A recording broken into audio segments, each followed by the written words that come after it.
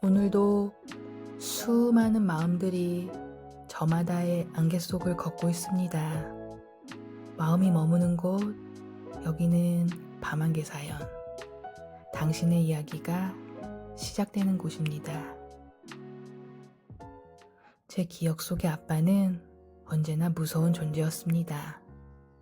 따뜻한 미소나 다정한 말투 같은 건 아예 존재하지 않는 것처럼요. 아빠는 늘 엄격한 표정의 거대한 벽이었습니다. 집안의 큰 산이었고 동시에 감히 넘볼 수 없는 냉랭한 성벽이었죠.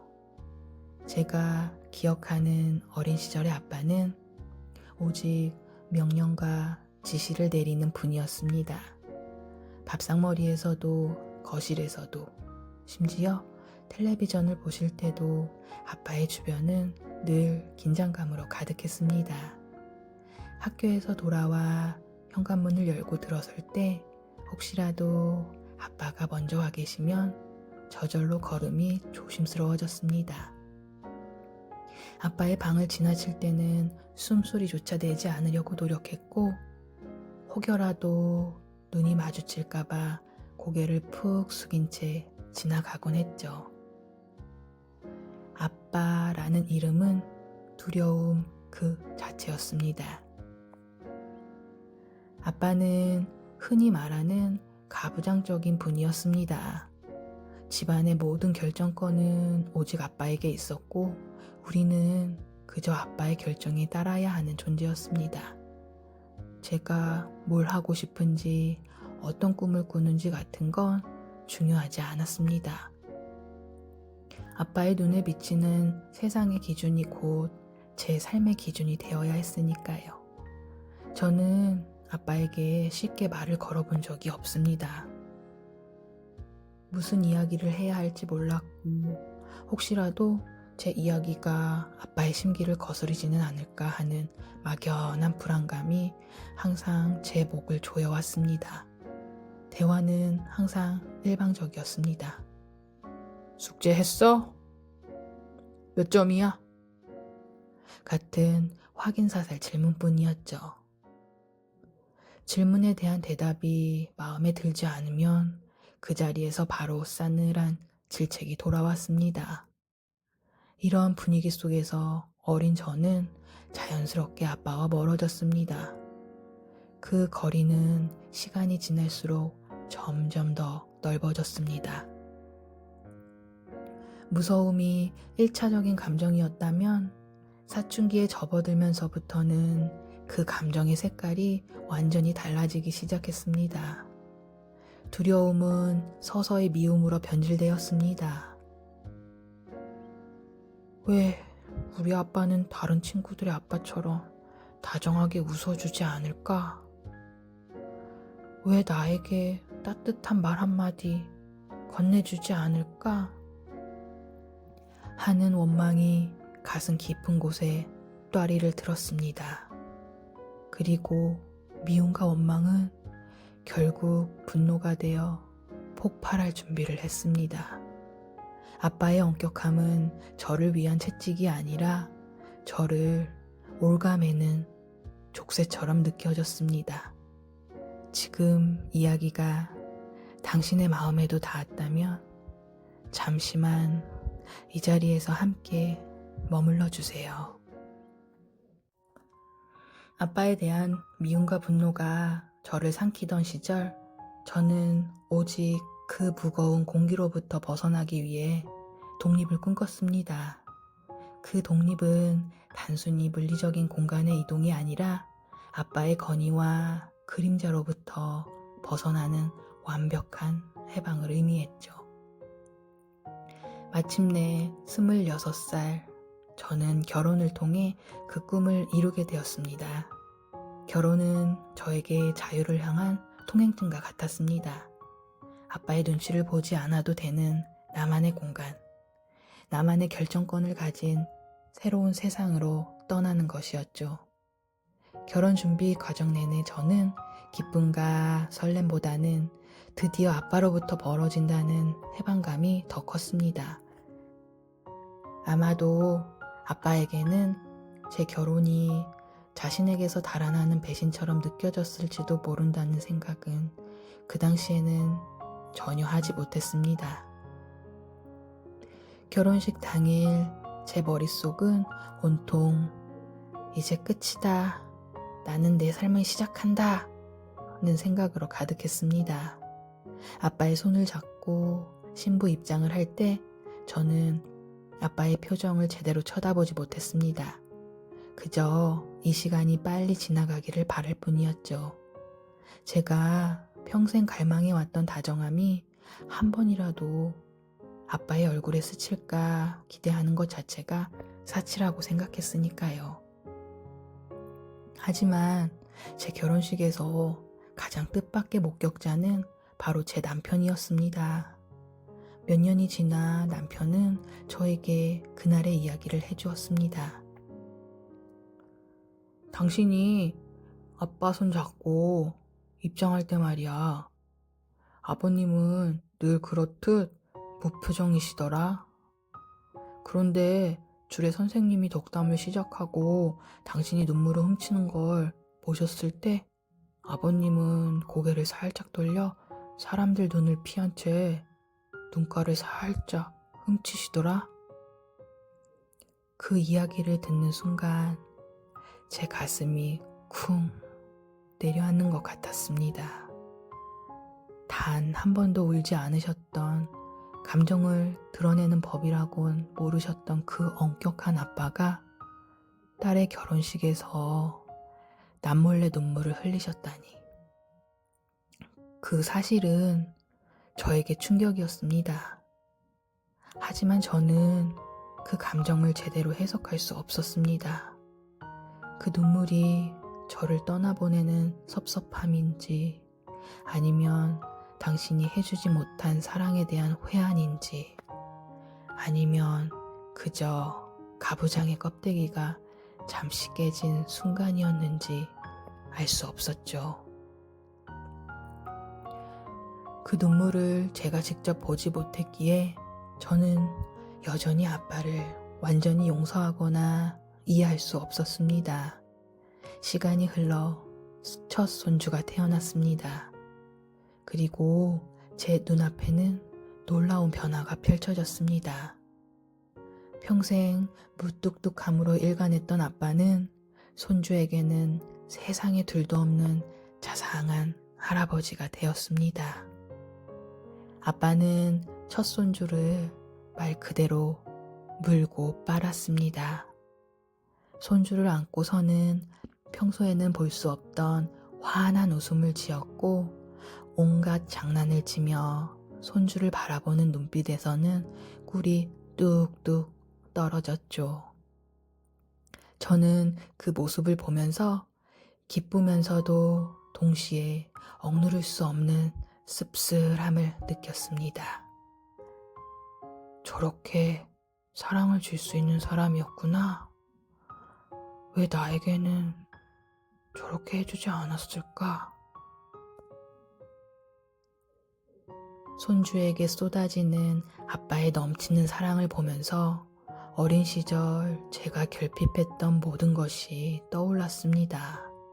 아빠가 손주에게 건네는 부드러운 말투, 안아주는 방식, 함께 웃는 그 모든 순간이 저에게는 가장 받고 싶었던 선물이었으니까요. 아빠는 손주에게는 완벽한 사랑을 베풀었지만 그럴수록 제 마음속에는 과거의 아빠에 대한 원망의 그림자가 더욱 짙게 드리워졌습니다. 아빠가 변한 것이 기적 같았지만 그 변화는 저를 위한 것이 아니라 손주를 위한 것처럼 느껴졌기 때문입니다. 이 자상한 할아버지의 모습은 저에게는 평생 닿을 수 없었던 금지된 영역처럼 느껴졌습니다. 저는 여전히 아빠를 온전히 이해할 준비가 되어 있지 않았고 그저 아빠의 사랑이 방식만 바뀐 채 다음 세대로 넘어간 것을 지켜볼 뿐이었습니다. 결혼 후 6년이 지났을 무렵 저와 남편 사이에 견디기 힘든 갈등이 찾아왔습니다. 그 갈등은 너무나 깊고 컸기에 결국 이혼이라는 단어까지 입에 오르내리는 상황이 되었습니다. 제가 어렵게 쌓아 올린 작은 울타리가 무너져 내리는 절망감 속에서 저는 완전히 길을 잃은 사람이 되었습니다. 무서웠던 아빠의 집에서 벗어났지만 이제는 제 보금자리가 산산조각 날 위기에 처한 것입니다.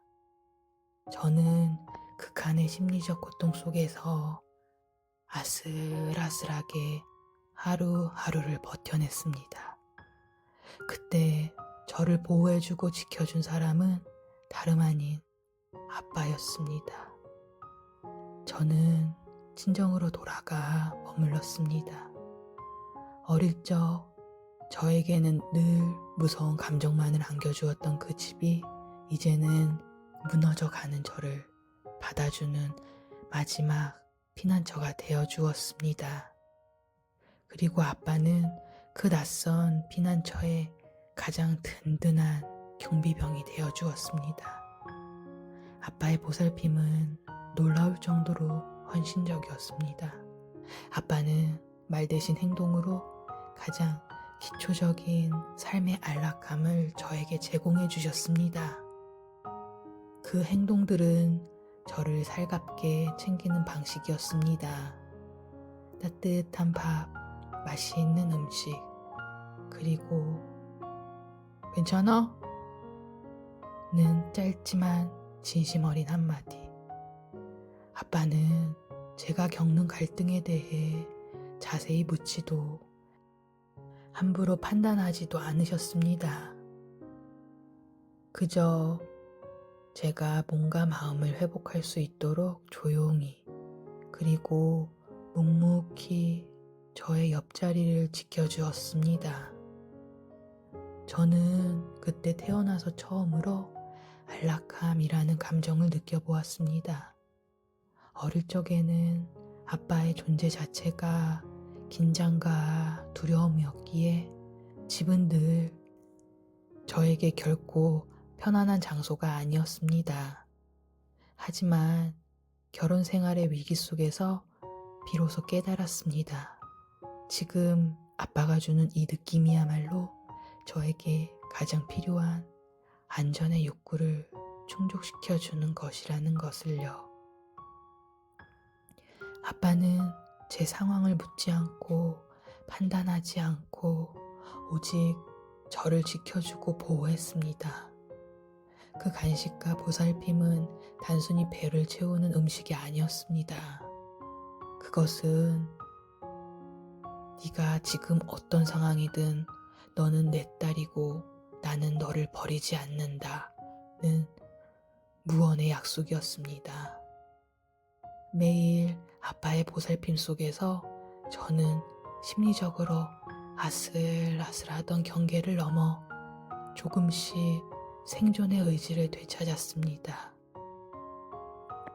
아빠가 만들어준 따뜻하고 안정된 환경 덕분에 저는 남편과의 갈등을 객관적으로 바라볼 힘을 얻었고 가정을 지키기 위해 다시 일어설 용기를 얻었습니다. 하지만 이 새로운 경험은 제 마음속에 또 다른 복잡한 감정을 불러일으켰습니다. 아빠는 저렇게 따뜻하고 헌신적인 사랑을 줄 수 있는 사람이었는데 왜 내가 가장 필요했을 어린 시절에는 그렇게 하지 않았을까? 저를 향한 아빠의 새로운 보살핌은 감사하고 따뜻했지만 동시에 과거에 받지 못한 결핍된 사랑에 대한 아쉬움과 원망을 다시금 수면 위로 끌어올렸습니다. 이 따뜻함이 어릴 적부터 있었다면 우리는 얼마나 다른 부녀 관계를 맺었을까 하는 안타까움이 밀려왔습니다. 결국 아빠의 헌신적인 보호는 저를 회복시키는 동시에 과거의 상처를 정면으로 마주하게 만드는 결정적인 계기를 마련해 준 셈이었습니다. 이제 저는 아빠에게 이 질문을 던질 준비가 되었다는 것을 직감했습니다. 수십 년 동안 묻고 싶었지만 감히 꺼내지 못했던 그 질문을요. 그리고 그 질문은 저희 부녀 관계를 완전히 뒤바꿔 놓게 됩니다. 평소와 다름없이 손주와 즐겁게 놀아주신 후 아빠는 거실 소파에 앉아 잠시 휴식을 취하고 계셨습니다. 문득 지금이 아니면 다시 기회가 없을 것 같다는 용기가 솟아올랐습니다. 어쩌면 남은 평생을 후회할지도 모른다는 강렬한 느낌이 들었습니다. 저는 조심스럽게 아빠 옆에 앉아 수십 년 동안 가슴속에 묻어두었던 가장 아프고 솔직한 질문을 꺼냈습니다. 목소리는 떨렸지만 더 이상 주저할 수 없었습니다.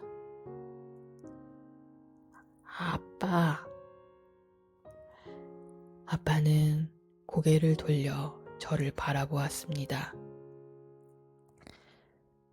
손주한테 하는 것처럼 저 어릴 때 자상하게 대해줬으면 얼마나 좋았어요. 저는 그때 아빠가 너무 무섭고 어려웠단 말이에요. 아빠가 저를 싫어하는 줄 알았어요. 말을 내뱉는 순간 억눌려 있던 어린 시절의 서러움과 원망이 터져 나오면서 목이 메었습니다. 저는 아빠에게 묻고 싶었던 모든 것을 단 몇 마디에 쏟아냈습니다. 그동안 제가 겪은 모든 두려움, 미움, 분노가 담긴 말들이었습니다. 아빠는 제 말을 듣는 동안 아무 말 없이 저를 바라보았습니다. 평소처럼 언성을 높이거나 쓸데없는 소리 하지 마라며 권위적으로 제 말을 잘라낼 줄 알았습니다. 하지만 아빠는 그러지 않으셨습니다.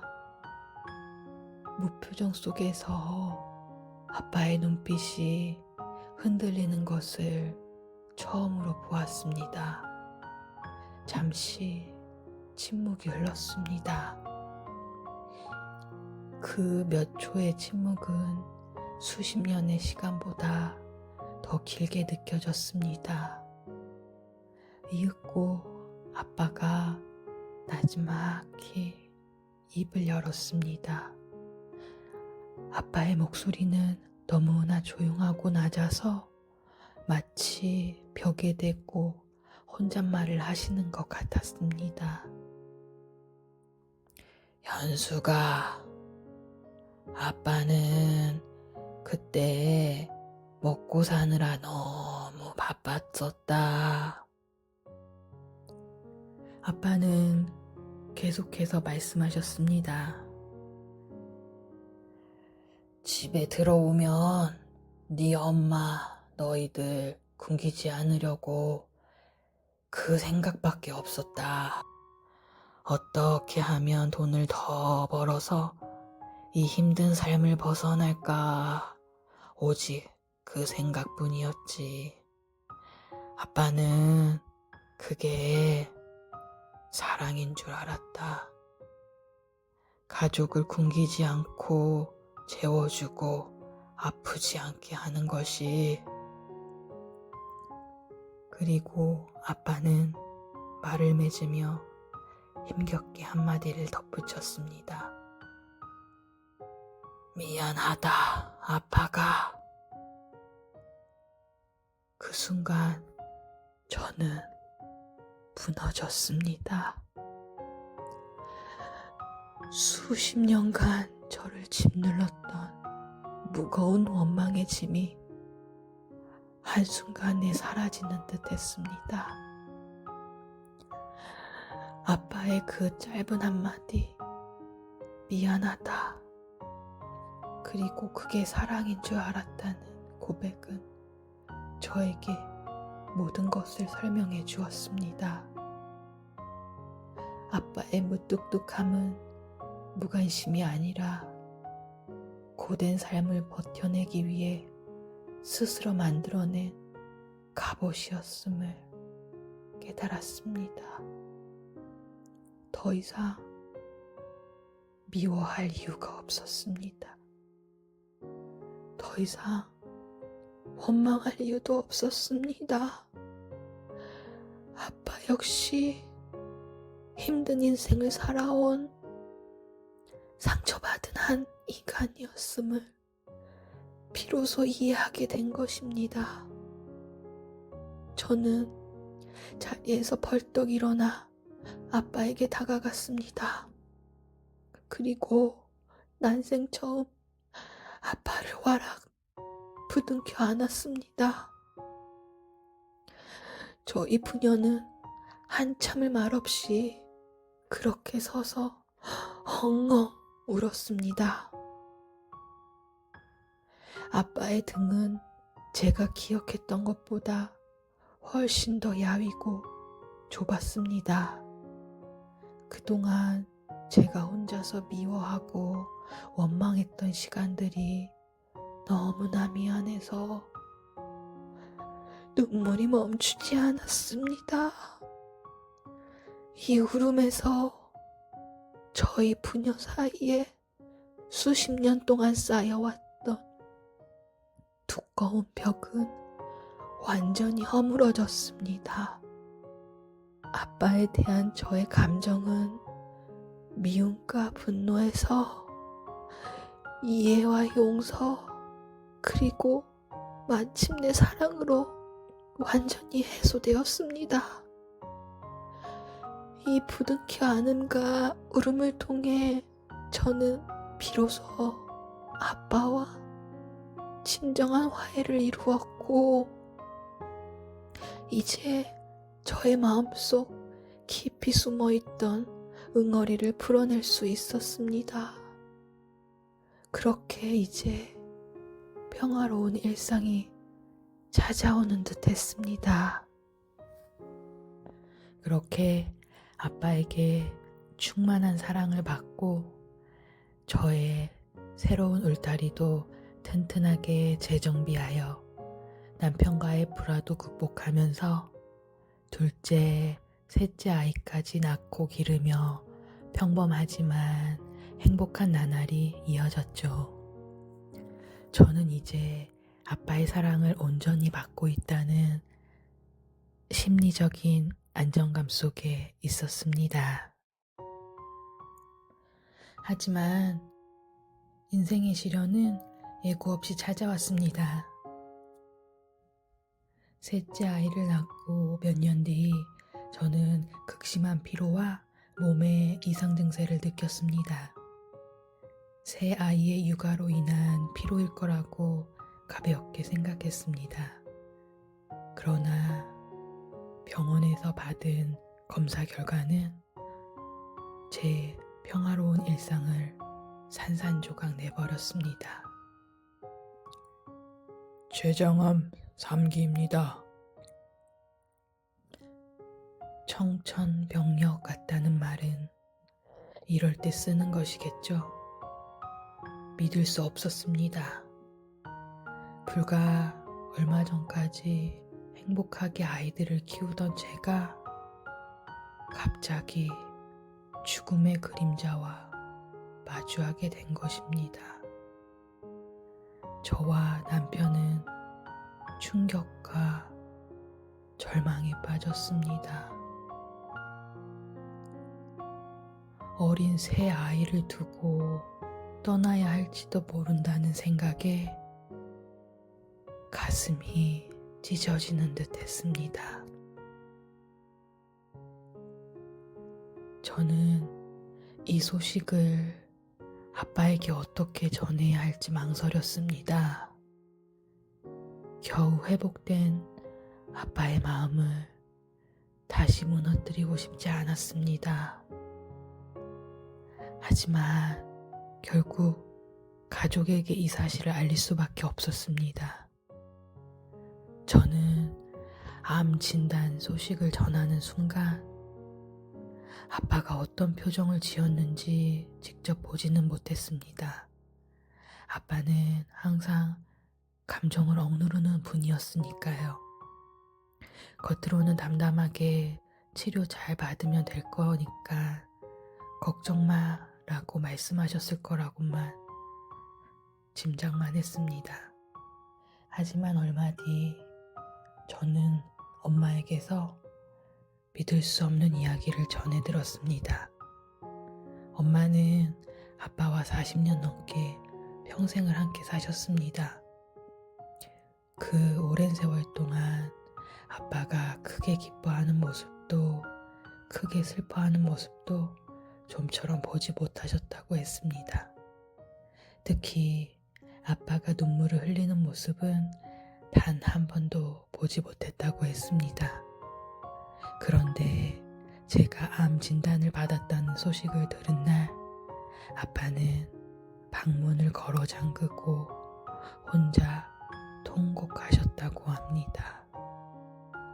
엄마가 조심스럽게 방 앞에서 들은 아빠의 울음소리는 엄마가 평소 알던 아빠의 목소리가 아니었다고 합니다. 아빠는 가슴을 치며 펑펑 울부짖으셨다고 합니다. 내가 전생에 무슨 죄를 지어서 자식이 몹쓸 병에 걸린 거야.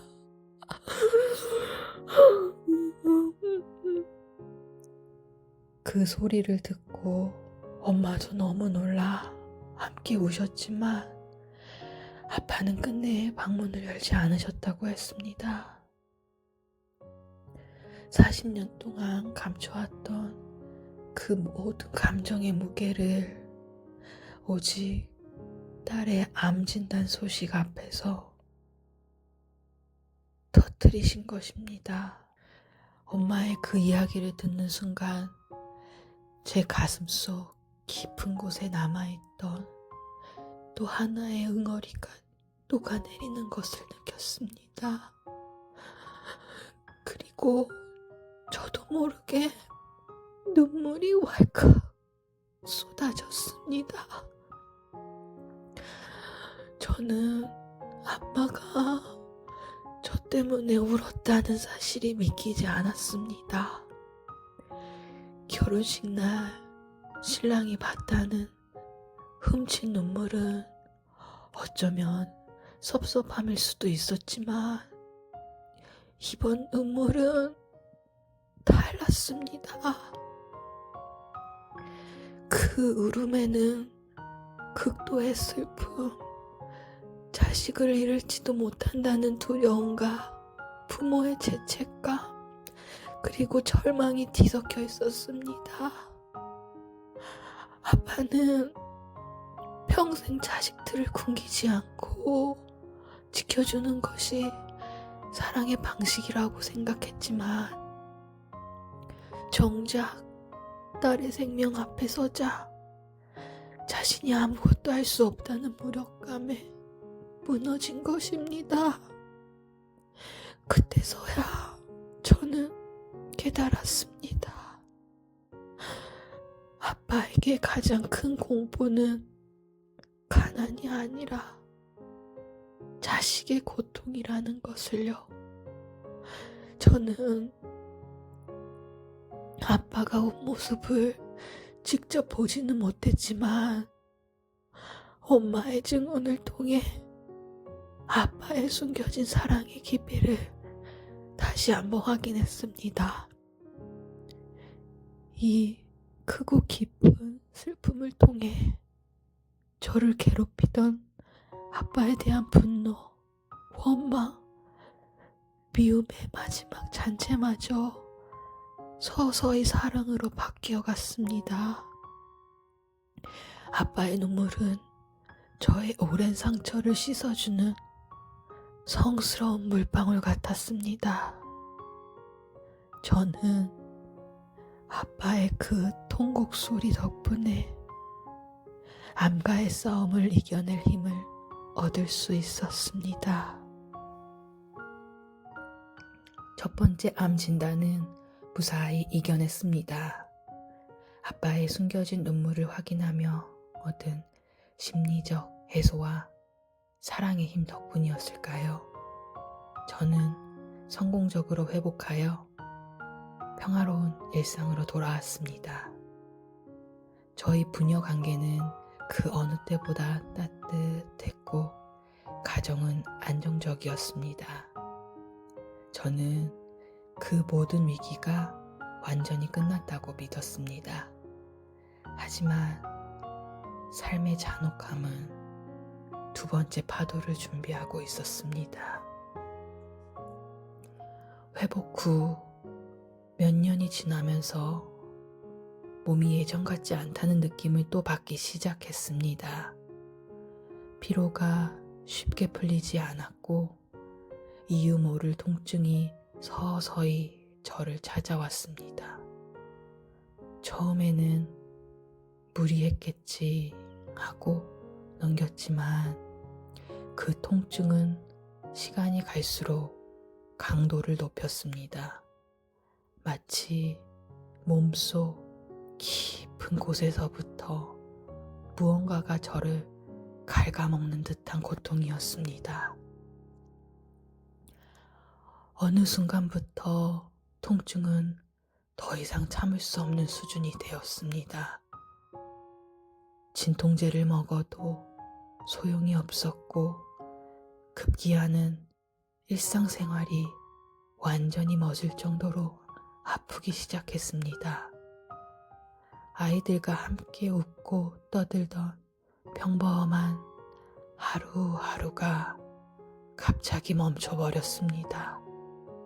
저는 침대에서 벗어날 수 없었고 고통 속에서 신음하는 날들이 이어졌습니다. 결국 저는 극심한 통증으로 인해 응급실에 실려갔고 그날 이후부터는 저의 모든 일상이 멈추게 되었습니다. 검사 결과는 예상했지만 듣고 싶지 않았던 단어를 다시 한번 제게 던졌습니다. 암이 재발했습니다. 암세포는 더욱 악랄하게 몸을 잠식하고 있었습니다. 재발한 암덩어리가 주요 신경을 누르기 시작했고 그것이 바로 저를 일상에서 끌어내린 극심한 고통의 원인이었습니다. 통증이 너무 강해 정신을 차리기 힘들 정도였습니다. 저의 두 번째 재발암 소식은 아빠에게는 첫 번째보다 더 큰 충격과 고통으로 다가왔을 겁니다. 엄마를 통해 전해 들은 아빠의 상황은 제 마음을 다시 한번 아프게 했습니다. 아빠는 제가 5년 전 처음 암 진단을 받았을 때처럼 그리고 지금 재발 진단을 받았을 때도 또다시 무너졌다고 합니다. 아빠는 제 앞에서 슬픔을 드러내지 않으려고 애썼습니다. 아빠는 여전히 가부장적인 책임감의 틀 안에서 자식에게 약한 모습을 보이지 않으려 필사적으로 애쓰셨을 겁니다. 그래서 저는 또다시 아빠의 눈물을 직접 보지 못했습니다.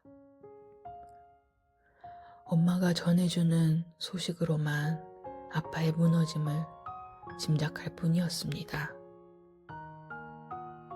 네 아빠가 요즘 식음을 전폐하다시피 한다.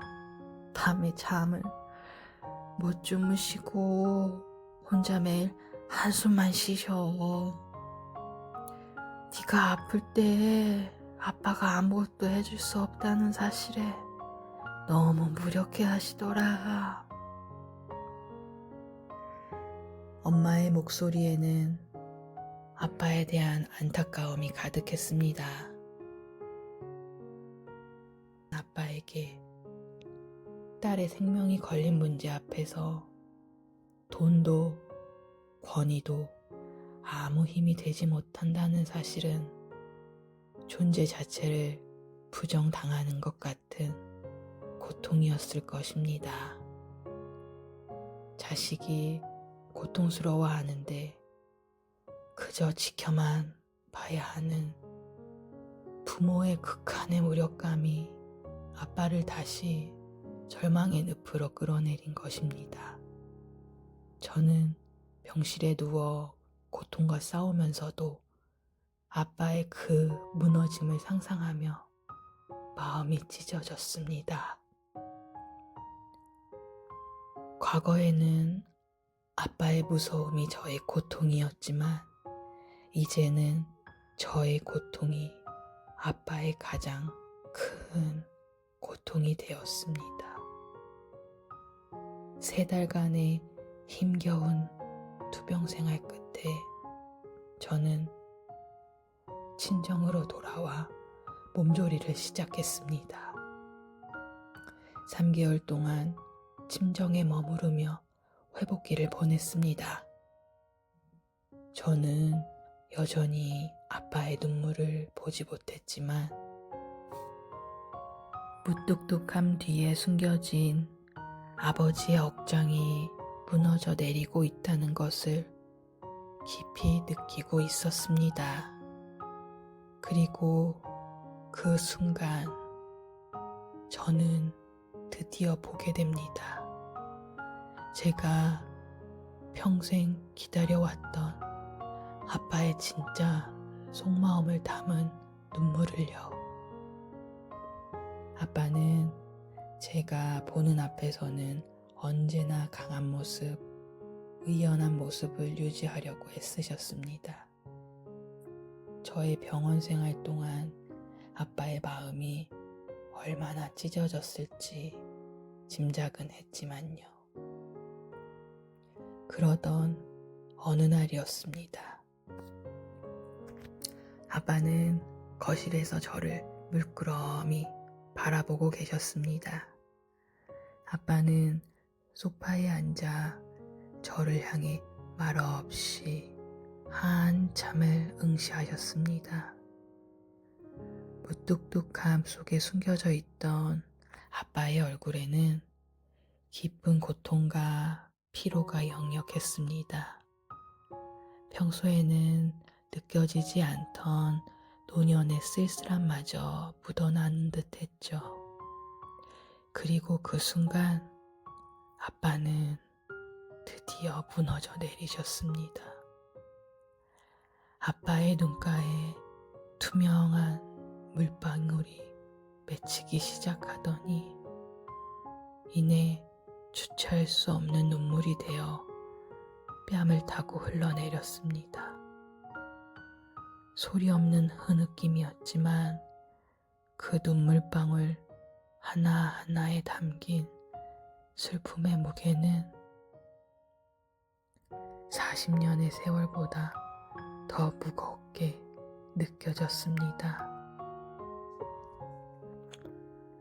저는 너무 놀라서 숨조차 쉴 수 없었습니다. 태어나서 처음으로 생생하게 아빠의 눈물을 목격한 순간이었습니다. 아빠는 떨리는 목소리로 겨우 입을 여셨습니다. 자식 새끼가 아프면 억장이 무너진다. 내가 대신 아파줄 수도 없고 아무것도 해줄 수가 없으니. 그 말씀 속에는 자신이 할 수 있는 것이 아무것도 없다는 무력감과 절망이 고스란히 담겨 있었습니다. 아빠는 저를 지켜주지 못했다는 죄책감에 시달리고 계셨던 것입니다. 그리고 아빠는 가장 깊은 곳에 담아두었던 부모의 본능적인 두려움을 토해내셨습니다. 현수가, 가장 큰 불효가 부모보다 먼저 가는 거다. 너는 이 아빠한테 절대 불효하지 마라. 아빠의 그 한마디는 단순한 당부가 아니었습니다. 그것은 절실한 사랑의 표현이었습니다.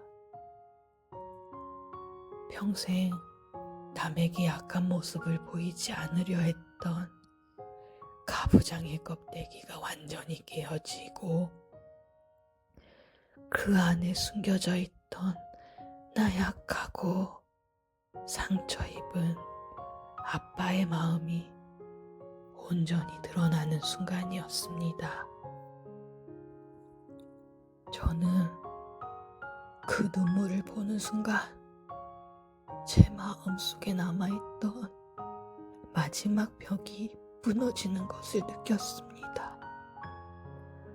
어릴 적 아빠에게 품었던 분노, 원망, 비움 같은 모든 부정적인 감정들이 아빠의 뜨거운 눈물 한 방울에 흔적도 없이 사라졌습니다. 저는 아빠의 무서움을 미워했지만 아빠는 평생 저를 잃을까 두려워하고 계셨던 것입니다. 저의 존재 자체가 아빠에게는 가장 큰 행복이자 가장 큰 두려움이었던 것을요. 그때 저는 진정한 사랑이 무엇인지 깨달았습니다. 사랑은 다정한 말이 아니라 존재 자체를 지키고 싶어하는 헌신적인 염려라는 것을요. 아빠의 눈물을 통해 저는 평생 해결하지 못했던 아버지와의 화해를 마침내 완성했습니다. 이 눈물은 저를 살리는 가장 강력한 약이었습니다. 아빠의 눈물은 저에게 경이로운 치유의 힘이었습니다. 절대 불효하지 말라는 그 떨리는 절규 속에는 제가 미워했던 모든 무뚝뚝함과 엄격함 뒤에 숨겨진 아빠의 헌신적인 사랑이 고스란히 담겨 있었습니다. 수십 년 동안 저를 괴롭혀온 그 끈질긴 미움의 감정은 아빠가 흘린 뜨거운 눈물 한 방울 앞에서 힘없이 소멸되었습니다. 그리고 아버지로서 온전히 받아들일 수 있었습니다. 아빠의 눈물이 모든 것을 정리해 주었습니다. 저는 침대에 누워 긴 시간 동안 제 어린 시절과 청소년기 그리고 독립 후의 모든 순간을 다시 되돌아보았습니다.